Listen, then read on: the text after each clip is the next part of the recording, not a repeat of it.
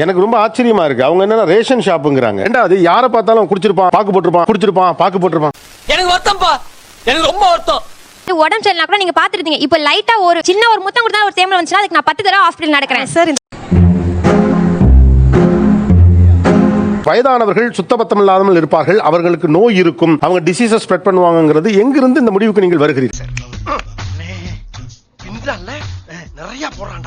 இல்ல 50 வயசுல இருக்கால ஒரு டிசீஸை ஸ்ப்ரெட் பண்ற ஒரு ஆளுங்கிற மாதிரி ஒரு பிம்பத்தை கட்டமைக்கிறது. இது சாத்திக்கிட்டு மூடிக்கிட்டு பாப்போம், சாத்திக்கிட்டு மூடிக்கிட்டு பாப்போம். சமையல் ஜாமான் எல்லாம் மேல பட்டு எல்லாம் பண்ணி தான் சமைக்கிறோம் நம்மளும். அதோட தானே வந்து ஏதோ குழந்தை திடீர்னு கத்துது, நீங்க தூக்குறீங்களா இல்லையா? அப்பாவுக்கு மட்டும் நீங்க வெளியே இருந்து வரப்போ குளிச்சுட்டு வரணும், அப்படி வராரு இப்படி வராங்கிறீங்களே. என்ன பதில் சொல்லுவேன்? ஆமான்னு உண்மையை ஒத்துக்க முடியுமா? செருப்பால அடிப்பாங்க. கெமிக்கல்ஸ்லாம் வச்சு குக் பண்ணிட்டு நிமிஷம் டிஷ் வாஷ் பண்றது என்னமா கெமிக்கல்ஸ் இல்லையா?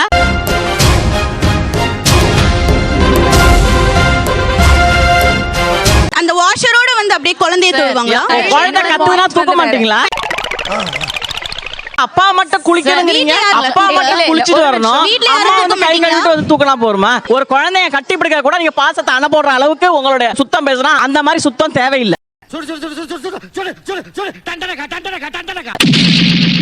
9 hours கழிச்சு வீட்டுக்கு வராரு, அந்த வந்து ஒரு 10 நிமிஷம் குளிச்சிட்டு பார்த்தா அதோட 9 hours பாஸ் எல்லாம் அப்படியே புஷ்ன்னு போயிடுமா? என்னமா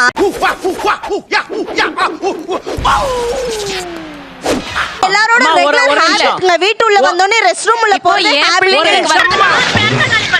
அண்ணா என்னன்னு தண்ணி ஊத்திட்டு போறாங்க?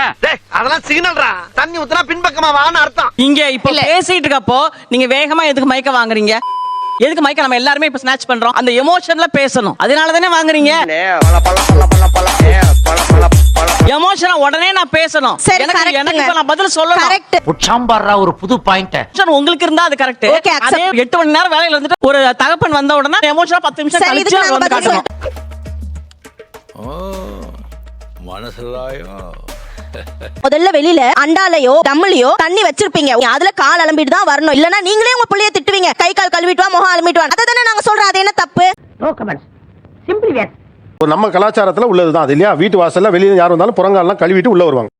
அந்த முறை இப்ப இருக்கா? இப்ப இல்ல. இதெல்லாம் ஹைஜீனிக் குறைபாடு தானே. இதெல்லாம் ஏன் விட்டீங்க? இதெல்லாம் யாரா உன்கிட்ட கேட்டா? யாரா நீ?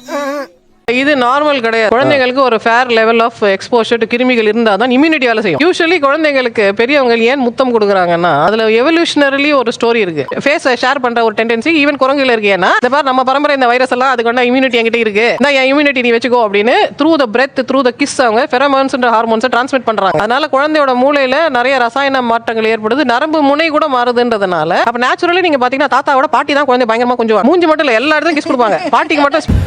ஆஹா, இவ்வளவு வேலை செஞ்சு மண்டை மேல இருக்க கொண்டே மறந்துட்டேனா?